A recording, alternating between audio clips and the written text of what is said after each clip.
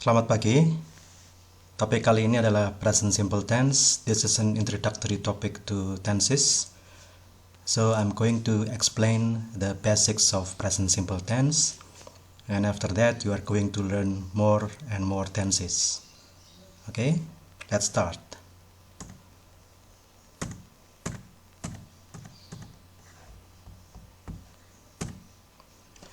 So the functions of present simple tense is to tell about habits in the present time.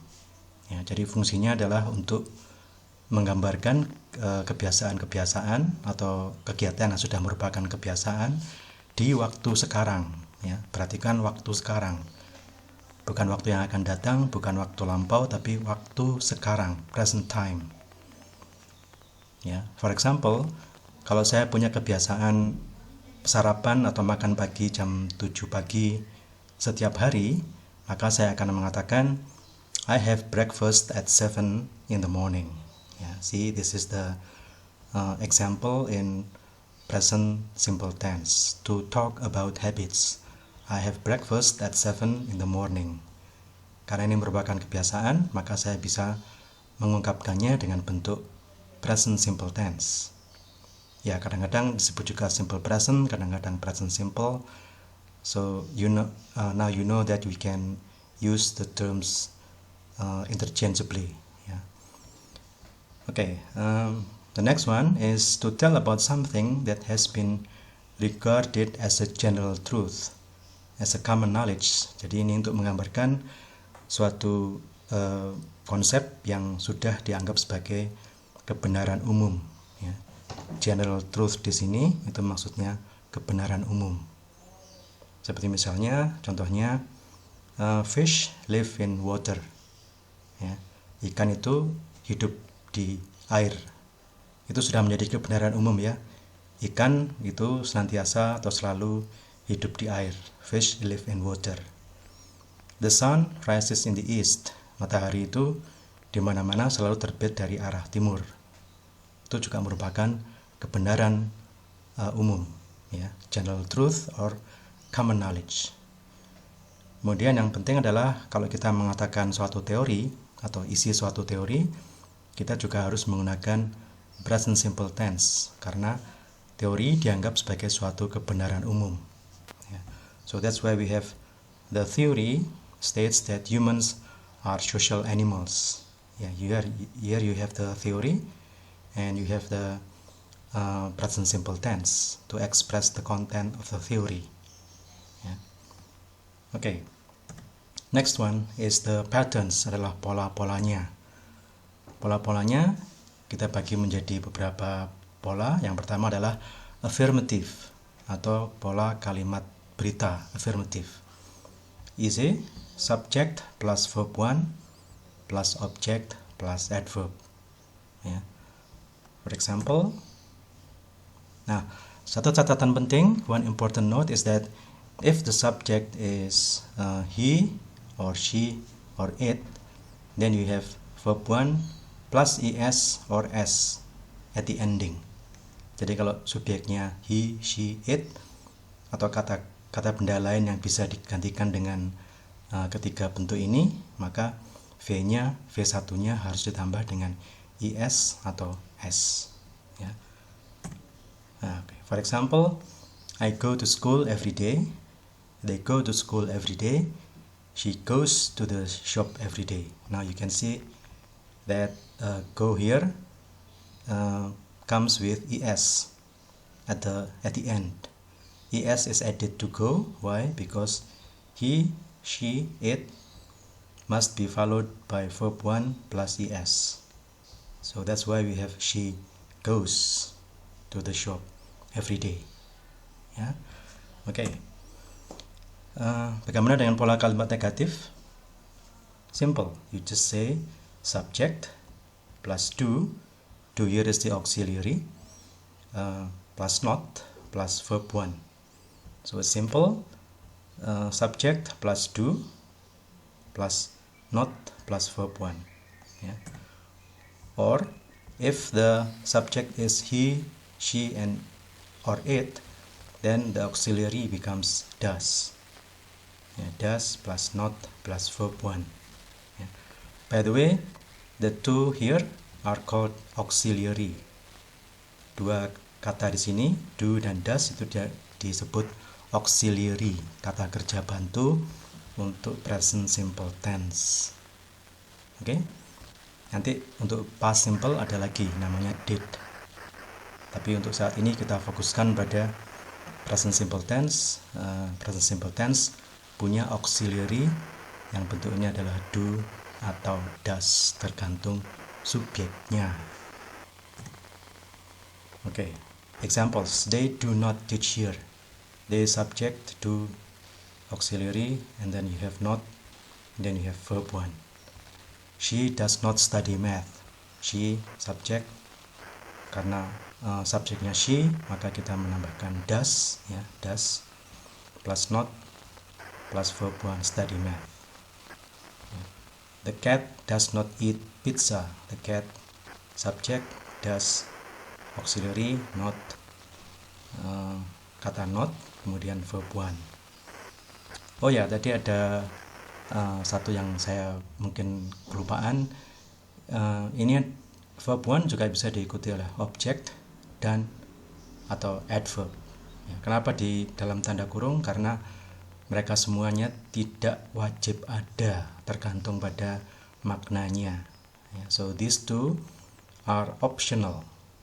They are not compulsory. Compulsory artinya wajib ada. Ya. So object and adverb can follow verb 1, but they are not compulsory. Mereka tidak wajib ada. Ya. Okay, that's negative. Bagaimana kalau kalimat tanya, interrogative? Simple, you just put the auxiliary in front. Auxiliary-nya dipindah ke depan, ya. Does or do, kemudian subject, and then verb 1, and then you have question mark, tanda tanya. Contohnya, does he smoke? Does is the auxiliary, he is the subject, smoke is verb 1. Do I know you? Do is the auxiliary, I subject, know verb 1, you here is the object. Sekarang ini punya objek karena memang maknanya mengharuskan dia punya objek you. And then don't forget to put the question mark here, jangan lupa tanda tanyanya. Okay, so you have the three patterns: affirmative, negative, and interrogative. Okay, study it further. Okay. Now I can continue to the next one. Still in interrogative, you have WH word, yeah, WH word plus do or does plus subject plus verb 1. Jadi ada kalimat tanya yang namanya WH, question. Ya, caranya membentuk adalah dengan WH word-nya dulu, ya, plus auxiliary do or does plus subject plus verb 1. For example, why do they shout? Why adalah WH word, do auxiliary, they subject, and shout verb 1. What does he make? What is the WH word, does is the auxiliary, he is the subject, and make is verb 1. Okay? Next one. Other patterns adalah subject plus be plus adjective or nouns. Be di sini mencakup is atau am atau are, tergantung pada subjeknya. Kalau subjeknya he, seperti pada contoh, he is a teacher, maka be-nya menjadi is. He is a teacher. He subject is be a teacher, noun, kata benda. Ya. He is kind. He subject is be kind is adjective or kata sifat. We are happy. We is the subject. Are is be. Happy is adjective or kata sifat. We are students. We subject are be. Students is kata benda. So this is how you connect a subject and the predicate, the noun or adjective. Ya, predikat bisa berupa kata benda. Saya seorang guru, guru itu kata benda, atau bisa berupa kata sifat. Saya senang, senang adalah kata sifat. I am a teacher, teacher is a noun. I am happy, happy is adjective. You got it? Good. Now for negative, you simply put a subject and be, and then you have the word not here. It's quite simple, just put the word not after be, and that will do. And then you have adjective and noun. Jadi caranya gampang, tinggal menyisipkan not setelah be. Okay? Example, he is not a teacher. He subject is be, not is the not the word not. Then you have a teacher as the noun. We are not sick. We subject, this is the be, not, and then you have sick as adjective. Bagaimana dengan kalimat tanya? You simply put the be in front. Cukup memindahkan be-nya ke depan. Be plus subject plus adjective or noun, and then you have a question mark. Is he a doctor? Are they gamers? Ya. Lihat sekarang bahwa be-nya di depan sendiri, kemudian subjeknya, kemudian noun atau adjective. Easy, right? It's easy. Okay, now this is an example of a text or essay, a short essay written in present simple tense. Yeah. I live in Malang. I teach at Machung. I teach English language. I go to work from 8 until 5 in the afternoon. I drive my own car. My family stay in Malang too. We live at Purwantoro. Semuanya ini merupakan kejadian pada saat sekarang, present time, and a habit. Yeah, and that's why we can express them in present simple tense. Yeah, you see, I subject, live, verb 1, in Malang at verb, etc. Now my question is, if you change the subject into he, what changes occur? Yeah, if you change this into he, then you have to put s here. Ingat tadi rumusnya, kalau subjeknya he, maka V1-nya ditambah dengan s. Okay, he lives in Malang. He teaches at Machung. He teaches English language. He goes to work from 8 until 5. He drives his own car. His family stay in Malang too. They live at Purwantoro. Okay, easy, right? Present simple tense. Now what about general truth? Now this is a theory of gravity, ya, teori gravitasi.